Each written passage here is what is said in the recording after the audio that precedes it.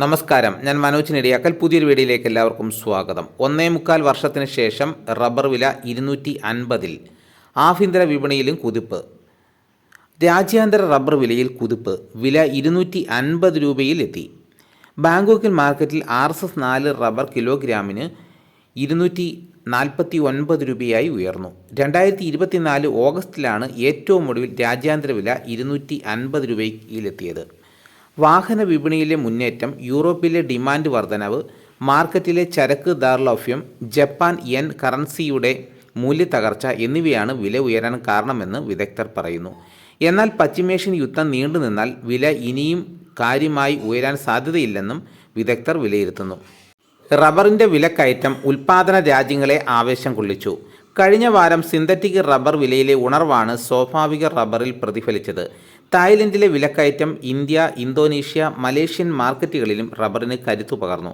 സംസ്ഥാനത്ത് 4ാം grade sheet വില കിൻഡലിന് 200 രൂപ ഉയർന്നു 22,400 രൂപയായി. 5ാം ഗ്രേഡ് 22,000 രൂപയിലും വ്യാപാരം നടന്നു.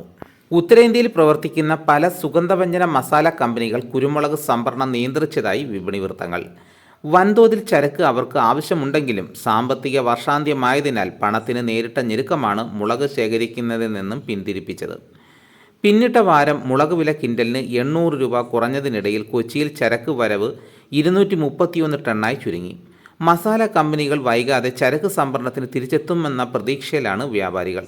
അൺഗാർബിൾഡ് മുളക് വില 687 രൂപ കിലോ. ഏലക്ക ലേലത്തിൽ വീണ്ടും വരവ് കുറഞ്ഞു. വാരാന്ത്യം കുമളി, ശാന്തൻപാറ ആസ്ഥാനമായി പ്രവർത്തിക്കുന്ന സ്ഥാപനങ്ങളിൽ നടന്ന 2 ലേലങ്ങളിലായി ആകെ എത്തിയത് 68,853 കിലോ ഏലക്കയാണ്. ഇതിൽ 67,794 കിലോയും വിറ്റഴിഞ്ഞെങ്കിലും ശരാശരി ഇനങ്ങൾ കിലോ 2,232 രൂപയിൽ നീങ്ങി.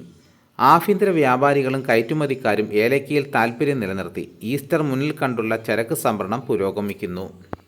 ഇതാണ് ഇന്നത്തെ വിപണി വിശേഷങ്ങൾ. ഇതോടുകൂടി വീഡിയോയുടെ പൂർണ്ണമാകുന്നു. എല്ലാവരും ഒന്ന് ലൈക്ക് ചെയ്ത് സപ്പോർട്ട് ചെയ്യണം. ആദ്യമായിട്ടാണ് ഈ ചാനൽ കാണുന്നതെങ്കിൽ സബ്സ്ക്രൈബ് ചെയ്യാൻ മറക്കരുത്. നിങ്ങളുടെ അഭിപ്രായങ്ങൾ കമൻറ്റായിട്ട് രേഖപ്പെടുത്തണം. ഈ വീഡിയോ എല്ലാവർക്കും ഒന്ന് ഷെയർ ചെയ്ത് കൊടുക്കണം.